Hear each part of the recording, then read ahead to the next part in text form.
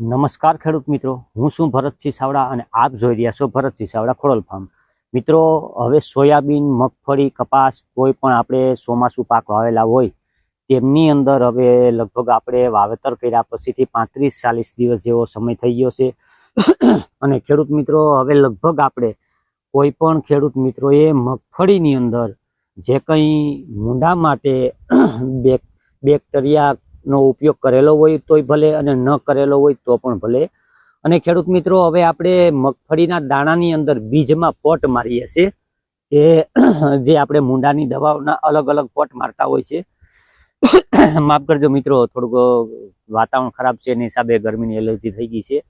પણ મિત્રો, હવે આપણે વાત કરીએ કે અલગ અલગ પ્રકારના જે આપણે પોટ મારેલા હોય છે તે જે આપણે અલગ પોટ મારતા તે મગફળીની અંદર લગભગ લાંબો સમય સુધી રિઝલ્ટ રહેતા.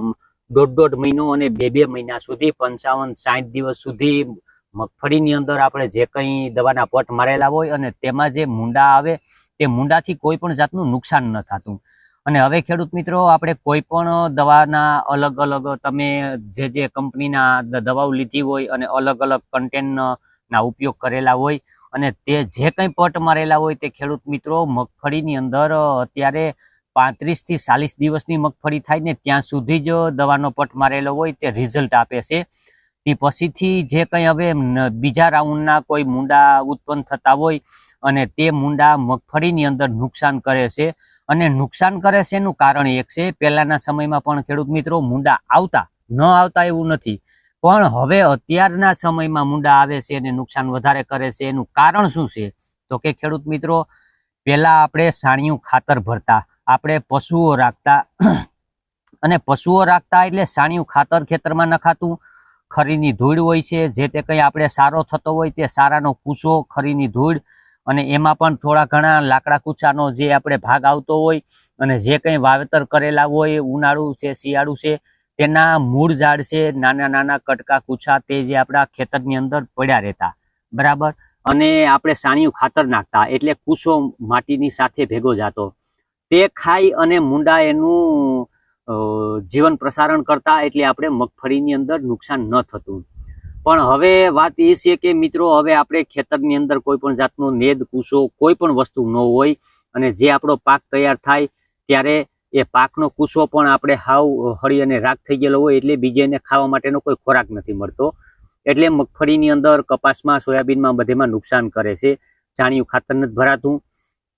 તો હવે મિત્રો, તેના ઈલાજો હવે શું કરી શકાય તેમના વિશેની વાત કરીએ તો કે મિત્રો, અત્યારે પેસ્ટિસાઇડની અંદર તો ઉપયોગ કરવામાં ઝાઝું એવું નુકસાન થાય છે. તો બને ત્યાં સુધી કોઈએ પેસ્ટિસાઇડ વાપરેલું હોય તો પણ ભલે અને ન વાપરેલું હોય તો હવે 35 દિવસના સમયગાળાની અંદર 35-40 દિવસનો સમય થાય ને ત્યારે આપણે મેટોરિઝમ બેક્ટેરિયા નાખવાના છે. મેટોરિઝમ બેક્ટેરિયા જ્યારે મૂંડા નાની અવસ્થામાં હોય ને ત્યારે આપણે મૂંડાને જો આ બેક્ટેરિયા નાખવામાં આવે તો મૂંડાનું સારું એવું આપણે રક્ષા કવચ બનાવી શકીએ. એટલે મૂંડા નાશ પામતા હોય છે. એટલે નાની અવસ્થાએ મૂંડા હોય ને તો ખેડૂત મિત્રો, મગફળીની અંદર આપણે કે સોયાબીન હોય, કપાસ હોય, તેમાં આપણે મેટોરિઝમ બેક્ટેરિયા નાખીએ તો મેટોરિઝમ બેક્ટેરિયા છે તેને મિત્રો હવે કઈ રીતના નાખવા છે તો કે મેટોરિઝમ બેક્ટેરિયા અલગ અલગ ટકાવારીમાં આવતા હોય છે. અને મેટોરિઝમ બેક્ટેરિયા જે તમે સારી કંપનીના લીધા હોય, બરાબર, તો તેને કેની સાથે ભેળવીને નાખવાથી સારું રિઝલ્ટ મળે મિત્રો. તો કે પહેલા નંબરમાં સાણિયું ખાતર છે. અને સાણિયું ખાતર ન હોય તેવા ખેડૂત મિત્રોએ એરંડીનો ખોળ આવે છે. એરંડીનો ખોળ અલગ અલગ પ્રકારનો આવતો હોય છે, એમાં બીજા અલગ અલગ કન્ટેન્ટ વાળો આવતો હોય છે અને નકરો પણ એરંડીનો ખોળ આવતો હોય છે. તો એમાં દાણાદાર ખાતર જેવો પણ આપણે એરંડીનો ખોળ આવતો હોય, લીંબોડીનો ખોળ ને કરંજનો ને એમ બધા અલગ અલગ મિક્સમાં ખોળ આવતા હોય. તો એરંડીના ખોળ સાથે જો નાખો ને તો તેનાથી પણ સારું રિઝલ્ટ મળશે. અને તે સિવાય મિત્રો, એક આપણે માઇકોરાજાના બેક્ટેરિયા જેવા આપણે ડુંગળીના દાણા જેવું કાળું ખાતર ટાઈપ આવે, બરાબર, 5 કિલોની થેલી આવતી હોય, માઇકોરાજા ખાતર. હવે માઇકોરાજા ખાતર જે છે એ માઇકોરાજા ખાતર મૂળની અંદર મૂળનો વિકાસ કરવામાં પણ સારી એવી મદદ મળે છે અને તંતુ મૂળ ફૂટવામાં પણ મદદ કરશે મિત્રો.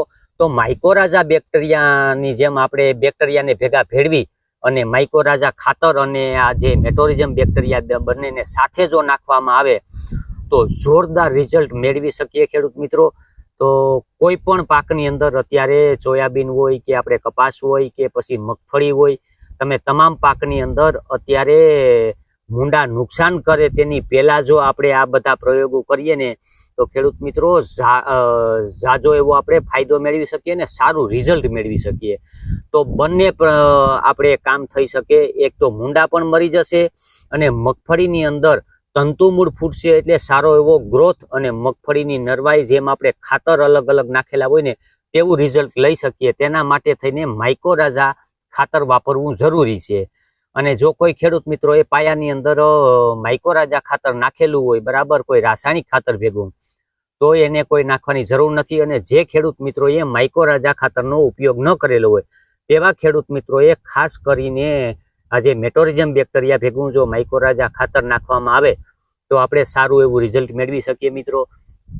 તો આપણે માઇક્રોરાઝા ખાતરની સાથે બેક્ટેરિયા નાખવા પછી જે મેટોરિઝમ બેક્ટેરિયા છે તે ખેડૂત મિત્રો કઈ રીતના વાપરવા જોઈએ, તો કે આપણે મગફળી વાવ્યા પછી 20-25 દિવસનો ગાળો હોય ત્યારે, અથવા 45-50 દિવસનો ગાળો હોય ત્યારે, અને 65-70 દિવસના ગાળે 3 વખત જો આપણે મેટોરિઝમ બેક્ટેરિયા વાપરવામાં આવે તો ખેડૂત મિત્રો નાની અવસ્થામાં મૂંડા હોય ને ત્યારે આપણે એને કાબુમાં લઈ શકતા હોય છે. અને પછી આપણે જો મગફળીની અંદર વધારે નુકસાન થતું હોય ત્યારે મગફળીમાં ડોડવા થાય અને જ્યારે નુકસાન થવા વર્ગે પછી કે આપણે હવે મેટોરિઝમ બેક્ટેરિયા નાખીએ તો ખેડૂત મિત્રો પછી રિઝલ્ટ મળતું નથી.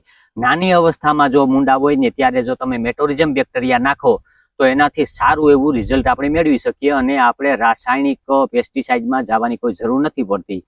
અને જો આનાથી પછી તમે ન કંટ્રોલ કરી શકતા હોય તો ખેડૂત મિત્રો છેલ્લે આપણે પેસ્ટિસાઇડનો ઉપયોગ કરવો પડતો હોય છે. પણ પેસ્ટિસાઇડની અંદર આપણે બને ત્યાં સુધી જવાનું નથી. અને પેસ્ટિસાઇડની અંદર જો જવું પડે એવી શક્યતા દેખાય મિત્રો તો અમે અલગથી વિડીયોની અંદર રાસાયણિક પેસ્ટિસાઇડના ઉપાયો બતાવશું. બને ત્યાં સુધી તમે ઓર્ગોનિક અને જૈવિક ખેતીનો આગ્રહ રાખો, કારણ કે બીજા આપણે જે મિત્ર જીવાતો છે તે પણ આપણે નાશ પામતી હોય છે, અળસિયા નાશ પામતા હોય છે. તો મિત્રો બને ત્યાં સુધી આગ્રહ ઓછો રાખવો રાસાયણિક પેસ્ટિસાઇડ ઉપર અને ઓર્ગોનિક જૈવિક ઉપર આગ્રહ રાખી અને ખેતી કરવાનો આપણે બને ત્યાં સુધી આગ્રહ રાખવો જોઈએ ખેડૂત મિત્રો. તો જો ખેડૂત મિત્રો આ વિડીયો તમને સારો લાગ્યો હોય તો તમામ ગ્રુપમાં શેર કરજો અને આપણી ચેનલને લાઇક અને સબસ્ક્રાઇબ કરવાનું ભૂલતા નહીં. જય માતા.